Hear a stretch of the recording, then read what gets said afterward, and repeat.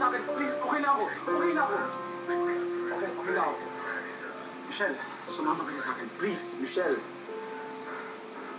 Michelle! Pare, tama na. Tuwang pa yun si Michelle. Pare, problema namin ito ng asawa ko.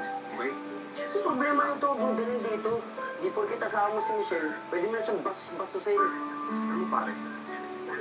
Huwag yung masok. Kasi, hindi mo alam ang buong kwento!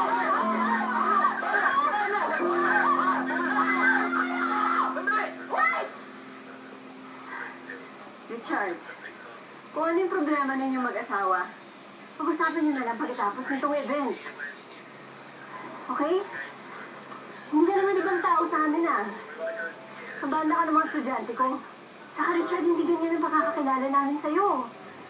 Hindi ka nagsisimula ng mga gulo.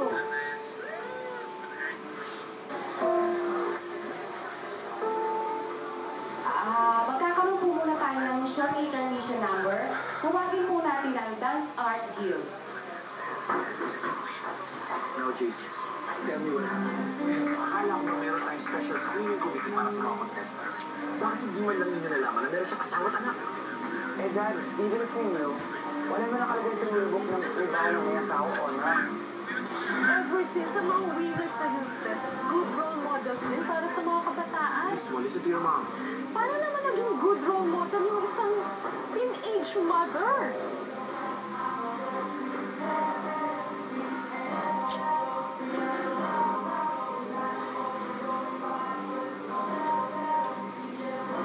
Pasensya na.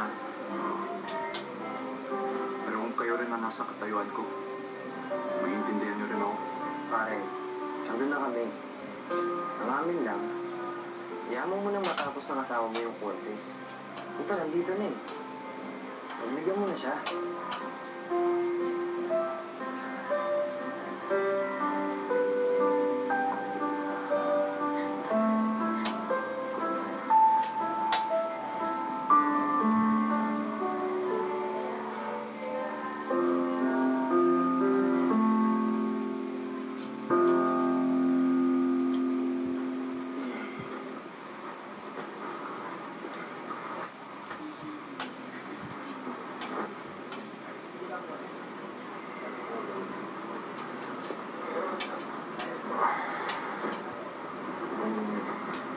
Pare, okay ka na ba?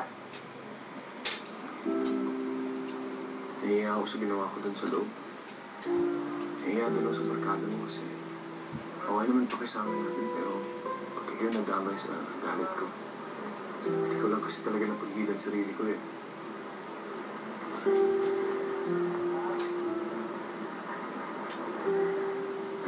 Nasawat na ako na pala.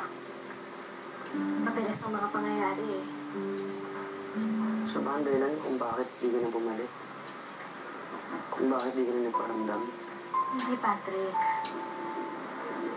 Pinangako ko lang talaga sa sarili ko na hindi ako babalik dito sa atin hanggang matupad ang pagiging artista ko. Eh, kaso hindi naman pala ganun kadali yun eh. Magsipag naman ako. Audition dito, audition doon. Kaso hindi pa rin ako nakukuha eh. Pag kung makuha man ako, extra lang. Hindi pa nang kita. Alam mo, doon ko talaga naranasan yung hirap ng buhay. Sana man lang tinawagan mo ko. Baka natulungan pa kita. Bata ka pa lang nun, Patrick. 13 ka lang. Eh, kahit nga yung mga magulang ko, hindi ko pinaalam ang problema ko eh.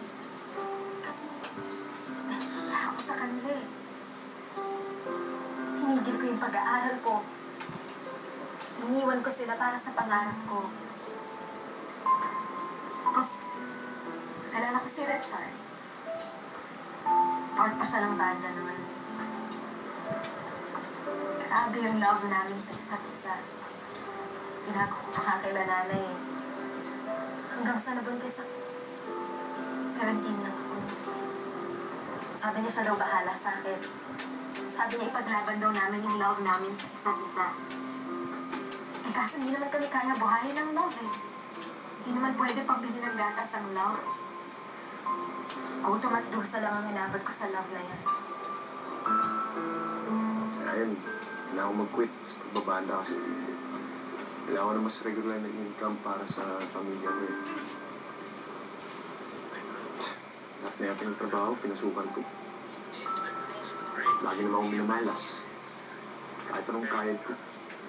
Lagi pa rin kulang para kay Michelle. Kulang yung pinipigay ng pera. Kulang yung pagsisikap ko. Lahat na yata binigay ko. Pero kulang pa rin sa kanya. Kulang naman talaga eh. Barya-barya lang ang kinikita ni Richard, samantalang ang laki ng gastos para sa anak namin. Alam mo, di naman kasi siya makaharap ng matinong trabaho eh.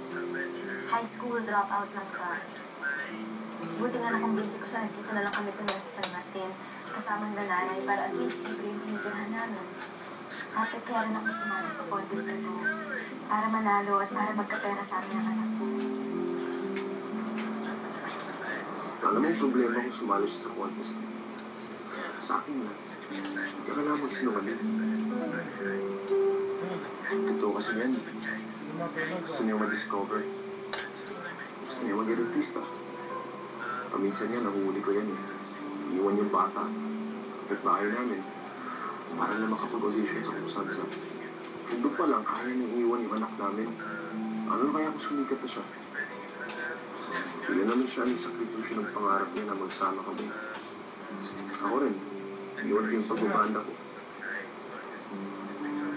Pero di ako nagsisi. Kasi mas malaga siya sa akin. Oo, inamin ko gusto mag-artista. Yun ang childhood dream ko eh. Pero nung magkapamilya na ako, sinuko ko lang yung pangarap na yun. Kaso nung nakikita ko, hindi naman kami kaya buhayin ni Richard ng mag-isa niya.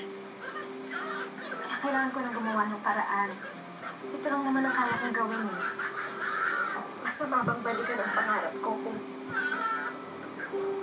para sa ikaw, bubuti naman ang anak